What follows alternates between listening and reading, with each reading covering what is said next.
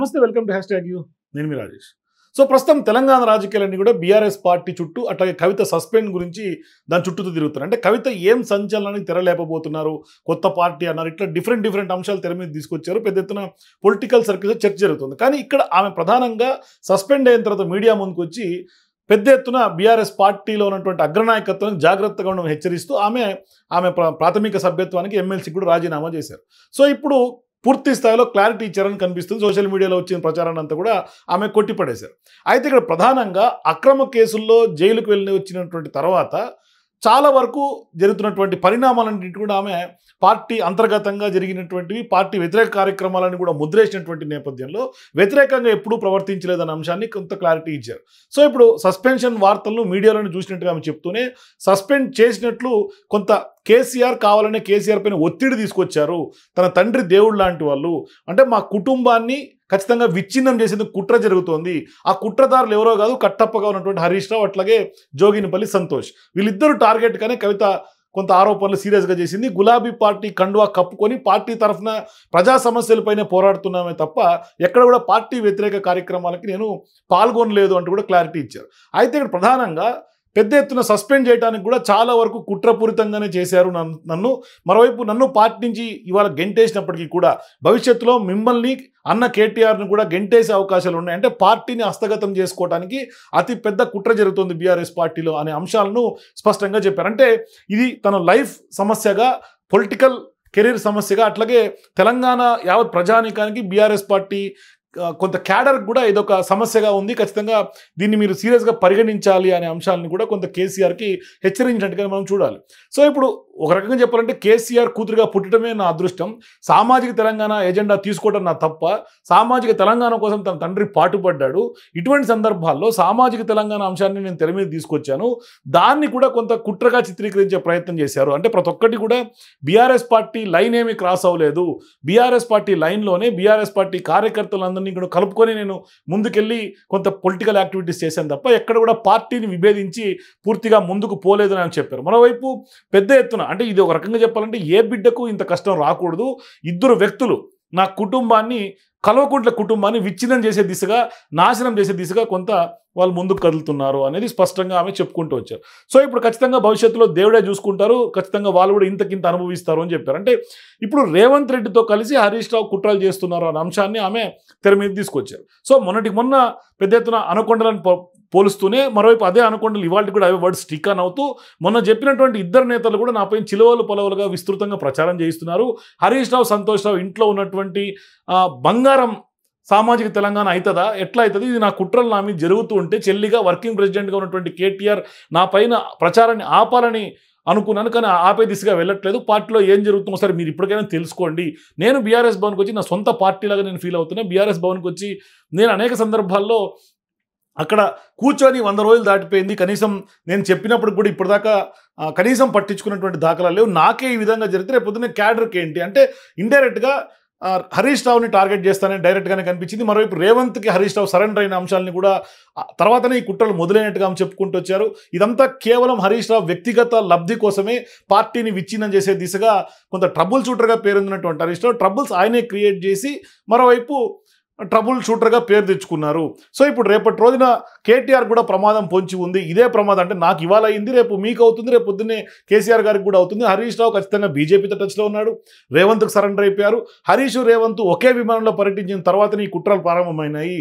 అంటే కేవలం డబ్బు సంపాదన, వ్యక్తిగత ఎజెండా, రాజకీయ ప్రయోజనాల కోసమే ఇప్పుడు ఖచ్చితంగా నన్ను పార్టీ నుంచి బయటికి గెంటేశారు. అంటే రేవంత్, హరీష్ రావు ఇద్దరు కుమ్మక్కయ్యే మాత్రమే నా మీద కుట్రలు చేశారు. మరోవైపు గతంలో అనేక సందర్భాలను కూడా ఆమె తెర మీద తీసుకొచ్చారు. అంటే వాళ్ళిద్దరి మధ్య డీల్స్ ఏ విధంగా జరిగినాయి అనే అంశాలు. మరోవైపు తుమ్మిడేటి నుంచి మేడిగడ్డకు సైట్ మార్చినప్పుడు కూడా మొత్తం ఎగ్జిక్యూట్ చేయాల్సింది మంత్రి హరీష్ రావే కదా అనేది ఆమె చెప్పుకొచ్చారు. మరోవైపు హరీష్ రావు డైరీ నుంచి కూడా పాల సంబంధించినటువంటి ఆరోపణలు వచ్చిన సందర్భం కూడా కేవలం 1-2 రోజులు మీడియాలో ప్రముఖంగా ప్రచురితమైన తర్వాత అది కనుమరుగైపోయింది.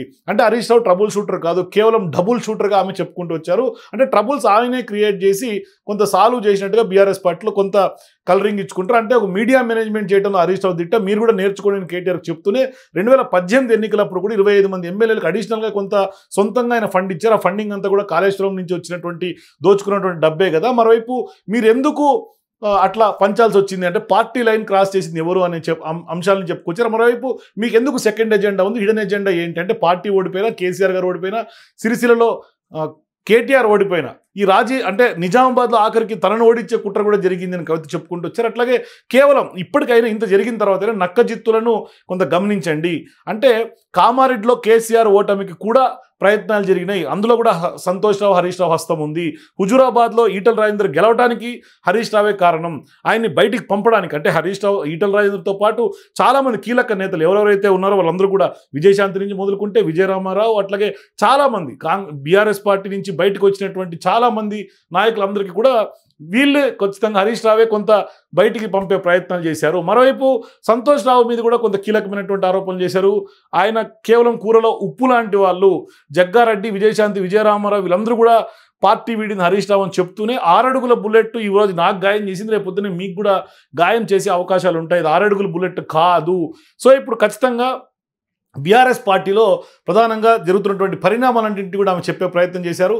మరోవైపు ఆమె కొత్త పార్టీ పెట్టే దృష్ట్యా ఆమె అయితే అడుగులు ముందుకు పడినట్టుగా అయితే అక్కడ కనిపించలే. ఆమె ఇంతవరకు డెసిషన్ తీసుకొని చాలా బాధగా, ఆందోళనగా, ఆవేదనగా మాట్లాడుతున్నటువంటి మాటలుగానే ఆమె చెప్పుకొచ్చి భవిష్యత్తులో నాకు తెలంగాణ నా పార్టీయే ముఖ్యం, నేను ఇప్పటిదాకా కేసీఆర్ గారికి బీఆర్ఎస్ పార్టీకే ఓటు వేయమని కోరాను తప్పితే వేరే పార్టీలకు ఓటు వేయమని అడగలేదు, అడగను కూడా. సో ఇప్పుడు 103 రోజులు అయిపోయింది వర్కింగ్ ప్రెసిడెంట్ కేటీఆర్ గారిని కొన్ని నా లేఖకు సంబంధించి కానీ లేకుంటే ఇతరత్ర నా మీద జరుగుతున్నటువంటి వివక్షకు సంబంధించి అటువంటి సందర్భాల్లో వాటికి కొంత క్లారిటీ ఇవ్వాల్సింది నన్నే సస్పెండ్ చేసి ఇది ప్రజాస్వామ్యమా పార్టీలో. మరోవైపు నిన్న తాజాగా మహిళలు కొంతమంది నా మీద ప్రెస్ మీట్ పెట్టినటువంటి నేపథ్యంలో కూడా అంతర్గత ప్రజాస్వామ్యం విరాజిల్లింది బీఆర్ఎస్ పార్టీలో. ఇది నాకు చాలా సంతోషంగా ఉంది, నా సస్పెన్షన్ కంటే కూడా ఇదే నాకు చాలా సంతోషాన్ని ఇచ్చింది అని కూడా చెప్పుకుంటూ వచ్చారు. సో సంతోష్ రావు, హరీష్ రావు ఇద్దరు కలిసి రేవంత్తో మ్యాచ్ ఫిక్సింగ్ అనే అంశాన్ని చెప్పుకుంటూ వచ్చారు. ఆమె ఇప్పటిదాకా బీఆర్ఎస్ పార్టీలో 6 అడుగుల బుల్లెట్ అని, లేదంటే కనుక బీఆర్ఎస్ పార్టీని మొత్తం హరీష్ రావు లీడ్ చేస్తున్న నుంచి కొంత బీఆర్ఎస్ పార్టీ ప్రచారం చేస్తున్నటువంటి నేపథ్యంలో బీఆర్ఎస్ పార్టీ ఈ స్టేజ్లో ఉండడానికి నా పాత్ర లేదా, నేను ఉద్యమంలో పార్టిసిపేట్ చేయలేదు, తెలంగాణ ఆత్మనాది, తెలంగాణ ఆత్మగౌరవం లాగా మేమంతా కూడా పనిచేసాం, ఆత్మగౌరవం కోసం పార్టిసిపేట్ చేసాం. మరోవైపు ఇప్పటిదాకా అంటే బతుకమ్మ కానీ లేదంటే కనుక ఇటువంటి తెలంగాణ కల్చరల్ ఫెస్టివల్స్లో మేము క్రియాశీలక పాత్ర పోషించి బీఆర్ఎస్ పార్టీని కొంత అందరిలో తీసుకెళ్లే ప్రయత్నం చేశాం. ప్రజలందరినీ కూడా ఇప్పటిదాకా నేను చాలా విషయాలు కేవలం కేసీఆర్ గారికి ఓటేయమని కోరాను. ఇట్లా చెప్పుకుంటూ వచ్చి ప్రధానంగా కొత్త పార్టీ దిశగా అయితే మాత్రం ఆమె ఇప్పటిదాకా అయితే ఇంకా ఏమీ లేదు. కార్యకర్తలతో అట్లాగే జాగృతి కార్యకర్తలతో నిర్ణయం తీసుకున్న తర్వాతనే మేము మాట్లాడతా అని చెప్పుకుంటూ వచ్చారు. అయితే ఇటువంటి సందర్భాల్లో మనం ప్రధానంగా హరీష్ రావు, సంతోష్ రావు గురించి ఆమె టార్గెట్ చేసినటువంటి వ్యాఖ్యలే ఇప్పుడు తీవ్రస్థాయిలో కలకలం రేపుతున్నాయి. ఇటువంటి సందర్భాల్లో భవిష్యత్తులో ఇప్పుడు కల్వకుంట్ల కుటుంబంలో విచ్ఛిన్నం జరిగేందుకు కేసీఆర్ కానీ కేటీఆర్ కానీ కొంత జాగృత పడాలి, జాగ్రత్తగా ఉండండి హెచ్చరించినటువంటి నేపథ్యంలో మరి ఇకనైనా కేసీఆర్ అంటే ఇంటర్నల్గా ఇంకా చాలా విషయాలు జరిగినాయని కూడా చెప్పారు. అంటే కేవలం బహిరంగ చెప్పేటువంటి మాటలు మాత్రమే చెప్పాను, అంతర్గతంగా కుటుంబ పరంగా ఇంకా చాలా విషయాలు ఉన్నాయి, అవేమి నేను ఇక్కడ చెప్పట్లేదు, నాకు కొంత విఘ్నత ఉంది అని ఆమె చెప్పుకుంటూ వచ్చారు. సో ఇవి కనుక ఒకసారి మనం పరిశీలిస్తే ఖచ్చితంగా ఇంకా చాలా వ్యవహారాలు ఇంటర్నల్గా జరిగినట్టుగా మనం గమనించాలి. కేవలం కొన్ని మాత్రమే ఆమె మీడియా ముందు ఉంచినట్టుగా మనకు అర్థమవుతుంది, కొన్ని ఎగ్జాంపుల్స్ మాత్రమే. మరి ఇటువంటి సందర్భాల్లో ఇప్పుడైనా కేటీఆర్ కానీ కేసీఆర్ కానీ కొంత జాగ్రత్త పడే అవకాశాలు ఎంతవరకు ఉన్నాయి? మరి కవిత చెప్పిందంతా హరీష్ రావు మీద చేసినటువంటి ఆరోపణలుగా చూడాలా, లేకుంటే ఇందులో వాస్తవం ఎంత? మరి బయట కూడా కొంత ప్రచారం జరుగుతుంది, ఎందుకంటే హరీష్ రావుకు సంబంధించి బయట కూడా కొంత ప్రచారం జరుగుతుంది. అంటే కట్టప్ప అనే అంశం మీద ఇప్పుడు కాదు, ఎన్నికల ముందు నుంచి కూడా కొంత రాజకీయ వర్గాల చర్చ ఉంది, కానీ అది బహిరంగంగా జరగట్లేదు. అయితే ఇప్పుడు అవే అంశాలను ఇప్పుడు కవిత ప్రస్తావించడం, మరోవైపు ఇప్పుడు ప్రధానంగా హరీష్ రావు ఏ ఉద్దేశంతో ఎమ్మెల్యేలకు డబ్బులు పంచినటువంటి వ్యవహారం కానీ మొదలుకుంటే ఇట్లా అనేక అంశాలు బీఆర్ఎస్ పార్టీలో ఇంటర్నల్ పాలిటిక్స్ని కొంత ఇవాళ వీధిని పెట్టినట్టుగా స్పష్టంగా కవిత కామెంట్స్ చూస్తే అర్థమవుతుంది.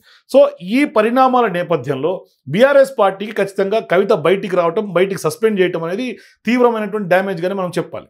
అయితే ఇక్కడ ప్రధానంగా మరి షర్మిలతో పోల్చి కొంతమంది జర్నలిస్టులు ప్రశ్నలు అడిగిన సందర్భంగా కూడా మీరు షర్మిలతో పోలుస్తారా లేదంటే కేసీఆర్తో అయినా పోలుస్తారా అనే అంశాలను కూడా ఆమె చెప్పుకుంటూ వచ్చారు. అంటే కేసీఆర్తో పోలుస్తారా అని అన్నటువంటి మాటలను అయితే భవిష్యత్తులో ఆమె లీడర్షిప్ గురించి ఆమెకున్నటువంటి కాన్ఫిడెన్స్ స్పష్టంగా మనం అర్థం చేసుకోవచ్చు. అంటే ఫ్యూచర్ లీడర్గా ఎమర్జ్ అయ్యేందుకు కవిత ఇప్పటి నుంచే ఒక బోల్డ్ స్టెప్, డేరింగ్ స్టెప్గా మనకు కనిపిస్తుంది. మరోవైపు ఆమె ఖచ్చితంగా ఇంకా నేను ఎటువంటి డెసిషన్స్ తీసుకోలేదు, కొంత కార్యకర్తలు జాగృతి వాళ్ళతో మాట్లాడిన తర్వాత డెసిషన్ తీసుకుంటానని చెప్తే ఖచ్చితంగా రాజకీయంగా ఒక కీలకమైనటువంటి అడుగు ముందుకేసే అవకాశాలు ఉంటాయి. అది మరొకసారి బీఆర్ఎస్లోకి కేవలం సస్పెండ్ మాత్రమే, నోటీస్ మాత్రమే చూడాలి. మరోవైపు ఆమె రాజీనామాలు చేసిన తర్వాత ఆ రాజీనామాల్ని మరి బీఆర్ఎస్ పార్టీ యాక్సెప్ట్ చేస్తుందా లేకుంటే ఏం చేస్తున్నది సెకండరీ. కానీ ఆమె అయితే ఈ పదవులన్నీ తాత్కాలికం, కేవలం తల్లిదండ్రుల మాట కోసం, నా ఇంటిగ్రిటీ కోసం నేను రాజీనామా చేస్తున్నా అని చెప్పుకుంటూ వచ్చారు. అంటే ప్రధానంగా పదవుల్ని లెక్క చేసినట్టుగా కనిపించట్లా.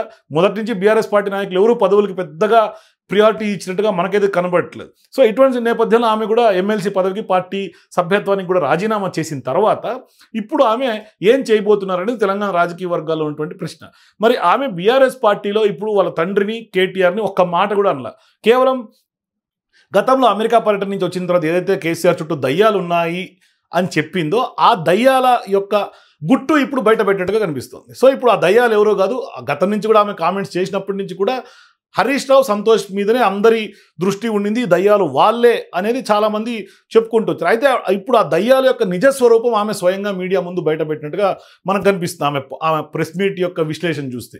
సో ఇప్పుడు ఆ దయ్యాల గుట్టు బయట పెట్టిన తర్వాత ఇప్పుడు ఆమె వాళ్ళని బయటికి పంపే ప్రయత్నం కవిత ఏమన్నా చేస్తుందా? ఇప్పుడు వాళ్ళ తండ్రి కేసీఆర్ని అట్లాగే సోదరుడుగా ఉన్నటువంటి కేటీఆర్ని కూడా కొంత అలర్ట్ చేసిన తర్వాత వాళ్ళు హరీష్ మీద ఏమైనా ఒక నిఘా పెట్టే అవకాశం ఉంటుందా? మరి ఇప్పుడు ఆ రెండు దయ్యాలని వాళ్ళు పైచేయి అప్పర్ హ్యాండ్ సాధిస్తారా కవిత మీద, లేకుంటే కవితనే బయటకు వచ్చిన తర్వాత ఏమన్నా అప్పర్ హ్యాండ్ సాధిస్తుంది? ఇక్కడైనా వాళ్ళు కొంత జరుగుతున్నటువంటి పరిణామాలను వాళ్ళు గుర్తిస్తారా?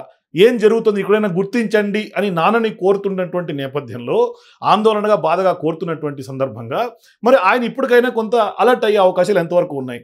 ఒకవేళ నిజంగా అలర్ట్ అయితే వాళ్ళని కొంత సైడ్ చేసి మరి కవితను ఏమన్నా మరొకసారి కూర్చోబెట్టి మాట్లాడిన తర్వాత ఇప్పటిదాకా ఎక్స్ప్లెనేషన్ కూడా తీసుకోలేదు నా నుంచి అని కవిత చెప్పినటువంటి నేపథ్యంలో కనీసం ప్రెస్ మీట్ చూసిన తర్వాత అయినా కనీసం వాళ్ళు పిలిచి మాట్లాడే ప్రయత్నం అయినా చేస్తారా? లేదంటే అదే డెసిషన్, ఎందుకంటే కూతురు కంటే పార్టీయే ముఖ్యం అని కేసీఆర్ ఒక లైన్ తీసుకున్నారు, అదే లైన్ మీద కట్టుబడి ఉంటారు. ఎందుకంటే ఆమె ఇప్పటిదాకా పార్టీ పెడతారని కానీ లేదంటే కనుక భవిష్యత్ కార్యాచరణ కూడా ఇప్పటిదాకా ప్రకటించలేదు. ఇటువంటి సందర్భాల్లో మరి ఏమన్నా బీఆర్ఎస్ డోర్స్ ఇంకా తిరిగి ఆమెకు ఓపెన్గానే ఉన్నాయా అన్నది కూడా మనం అర్థం చేసుకోవాల్సినటువంటి అవసరం ఉంది. మరి డోర్స్ ఓపెన్ ఉందా, వెళ్ళే ప్రయత్నం ఏమైనా చేస్తుందా, వాళ్ళని అలర్ట్ చేసి మరి ఆ దయ్యాల్ని బయటికి పంపి ఈమె ఎంట్రీ ఇస్తుందా? లేదు అంటే కొత్త పార్టీ దిశగానే అడుగులు పడే అవకాశాలే ఉంటాయి. భవిష్యత్తులో మరి కేసీఆర్ నిర్ణయం ఏ విధంగా ఉంటుందనేది మాత్రం కొంత ఆసక్తికరంగా మారింది. మీరు కూడా కవిత భవిష్యత్తులో ఏం చేయబోతుంది మీ అభిప్రాయాల కింద కామెంట్స్ తెలియజేయండి. For more videos please watch #.